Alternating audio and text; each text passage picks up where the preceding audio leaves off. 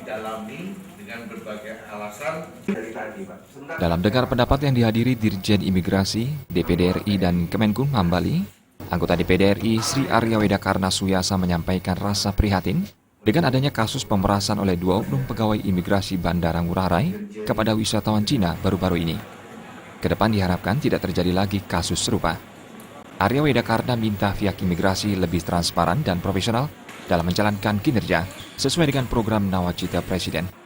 Untuk itu secara internal, Arya Wedakarna memberikan kesempatan kepada pihak imigrasi bandara melakukan evaluasi dan menyempurnakan sistem.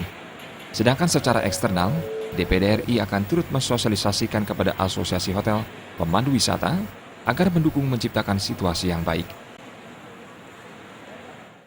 Secara internal kita berikan kesempatan kepada imigrasi untuk mengevaluasi dan menyempurnakan sistem terkait juga dengan kasus kemarin, dan secara eksternal. Direktur Jenderal Imigrasi Roni F. Swompi mengatakan, kasus pemerasan tersebut menjadi cambuk bagi semua staf imigrasi bahwa harus ada upaya perbaikan dalam melakukan pemeriksaan wisatawan yang masuk bandara. Kota ini menjadi cambuk bagi semua, bahwa kita memang harus mendukung upaya perbaikan dalam melakukan pemeriksaan.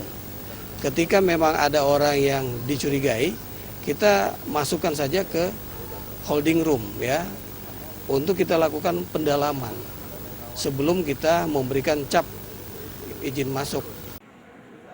Kepala Kantor Imigrasi Ngurah Rai Yosef H.A. Renung Widodo mengatakan, terkait kasus pemerasan yang dilakukan anggotanya, pihaknya tidak akan menghalangi proses hukum yang berjalan dan menyerahkan sepenuhnya kepada aparat berwenang. Pihaknya pun berjanji akan terus menguatkan SDM dan memperbaiki kualitas pelayanan kepada wisatawan guna mendukung perkembangan pariwisata Bali. Suparyana dan Ari Wiratmaja, Bali TV.